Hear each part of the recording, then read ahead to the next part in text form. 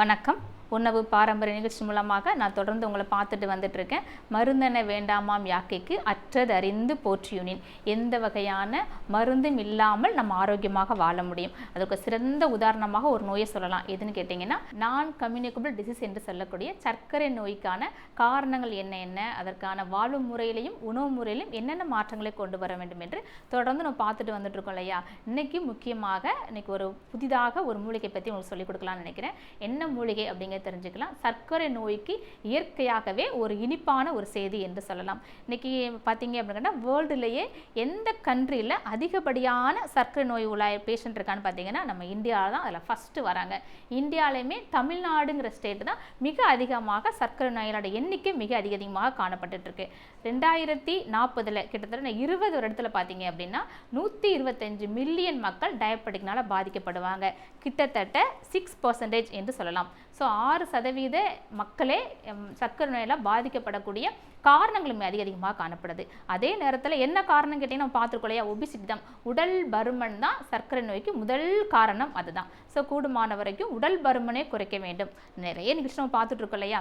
அதே நேரத்தில் ட்ரீட்மெண்ட் எடுத்துகிட்டு இருந்தாலும் அன்கண்ட்ரோல் டயபெட்டிக் நிறைய பேருக்கு காணப்படுது. என்ன காரணம் கேட்டிங்கன்னா, அவர்களால் இந்த இனிப்பு சுவையை மட்டும் தவிர்க்கவே முடியாது.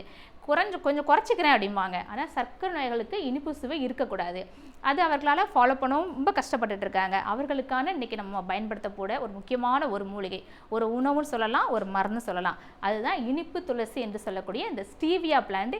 எந்த அளவுக்கு சர்க்கரை நோய்களுக்கு இயற்கையாகவே அந்த இனிப்பு சுவையும் கொடுக்கு, அதே நேரத்தில் சர்க்கரையினுடைய அளவும் கம்மியாகுது, உடல் பருமனும் குறையுது அப்படிங்கிறத பார்க்கலாம். ஏன்னா ஒரே ஒரு மூலிகை உடல் பருமனையும் குறைத்து சர்க்கரை அளவையும் குறைஞ்சிச்சு அப்படின்னா நிச்சயமாக அது ஒரு இனிப்பு செய்தி தானே நம்ம அனைவருக்குமே. இன்னைக்கு நம்ம பார்க்க போகிறது இந்த ஸ்டீவியாங்கிற பிளான்ட். இந்த இனிப்பு துளசி எந்த அளவுக்கு சர்க்கரை நோய்களுக்கு தேவையான இந்த இனிப்பு சுவையும் கொடுக்குது அப்படிங்கிறத பார்க்க போகிறோம்.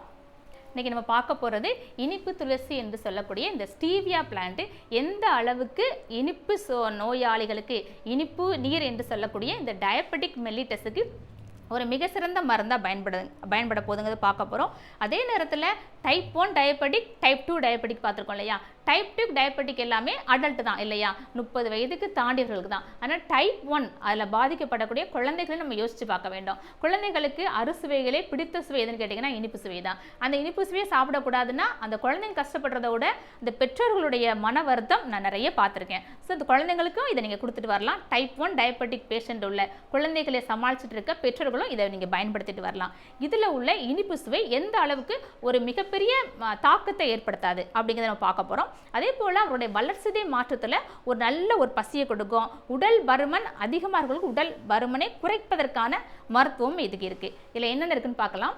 இது துளசி வகையான ஒரு பிளான்ட் தான். துளசி பார்த்துருக்கோம், ஆசிமம் சாண்டம் என்று சொல்லக்கூடிய நம்ம நாட்டோட துளசி இருக்கு இல்லையா. இந்த துளசி நிறைய துளசி இருக்குது. நாய் துளசி, நாட்டு துளசி அப்படின்னு பார்க்குறோம் இல்லையா. அதே போல் இது இனிப்பு துளசி என்று சொல்லக்கூடிய துளசி குடும்பத்தை சார்ந்த ஒரு பிளான்ட்.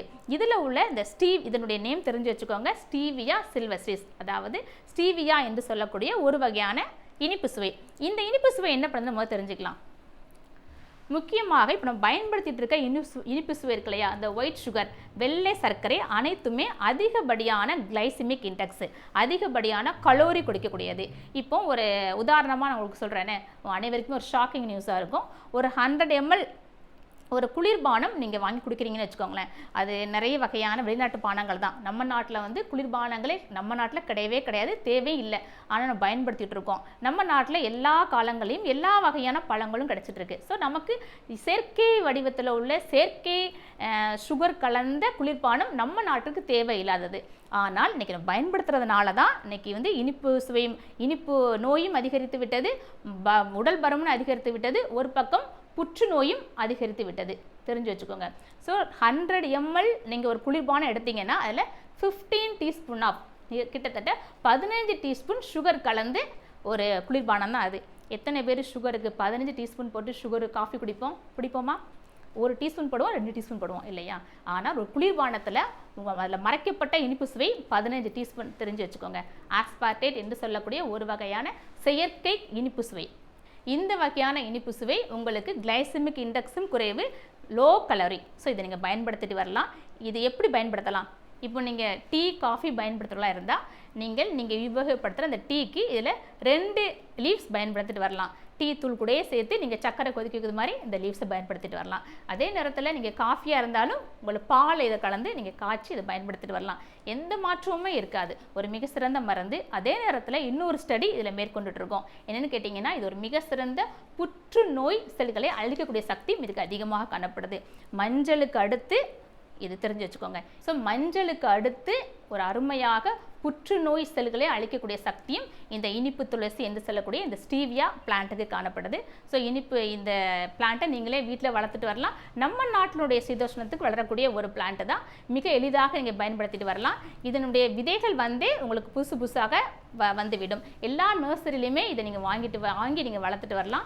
டயபெட்டிக் பேஷண்ட்டாக இருக்கிறவங்க டைப் 1 இருந்தாலும் சரி, டைப் 2 இருந்தாலும் உங்கள் வீட்டில் நீங்கள் வளர்த்துட்டு வாங்க. நிறைய க்ரோட்டன்ஸ் வளர்த்துட்டு இருப்பீங்க இல்லையா? ரோஸ் வளர்ப்போம், ஜாஸ்மின் வளர்ப்போம். அதோட சேர்த்து இந்த மூலிகையும் மறந்துடாதீங்க. இனிப்பு சுவை வேண்டுமென்றால், ஆரோக்கியமான இனிப்பு சுவை வேண்டுமென்றால் நிச்சயமாகவே இந்த இனிப்பு துளசி வகை உங்களுக்கு நிச்சயமாக பலன் தரும். நீங்கள் இதை பயன்படுத்திட்டு வாங்க. நீங்கள் ஆரோக்கியமாக இருப்பீர்கள். நீங்கள் ஆரோக்கியமாக வாழ என்னுடைய வாழ்த்துக்கள். நெஞ்சில் எழுந்த ஏக்கப் பெருமூச்சு. உலகின் ஒரு சிறு பகுதியை சுற்றிவிட்டு வந்தேன். நான் சென்ற இடமெல்லாம் எனக்கு முன்னே என் தமிழ்த்தாயின் பெருமை சென்றிருப்பதை உணர்ந்தேன். அதனை உரைத்து மகிழ்ந்தனர் ஒரு சில அறிஞர்கள். மதித்து வரவேற்றனர் தமிழர் மாண்பினை புரிந்தோர். இசை நயமிக்க மொழி என்றனர். இனிக்கும் தேனமுது இதுவன்றோ எனப் புகழ்ந்தனர். என் உரை கேட்டல்ல, இன்தமிழாம் பொன்பூவின் மென்மணம் சுமந்த தென்றலை நுகர்ந்து. நமது மொழியின் பெருமை நானிலம் அறிகிறது.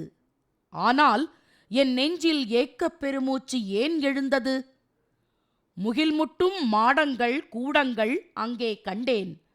முழு நிறைவான வாழ்வு என் தமிழர்கள் எல்லார்க்கும் எப்போது கிடைக்கும் என்ற கேள்வியால் எழுந்த நீர்த்துளிகள் அந்த மாடக்கூடங்களை பார்க்க ஒட்டாமல் என் விழிகளை தடுத்துவிட்டன.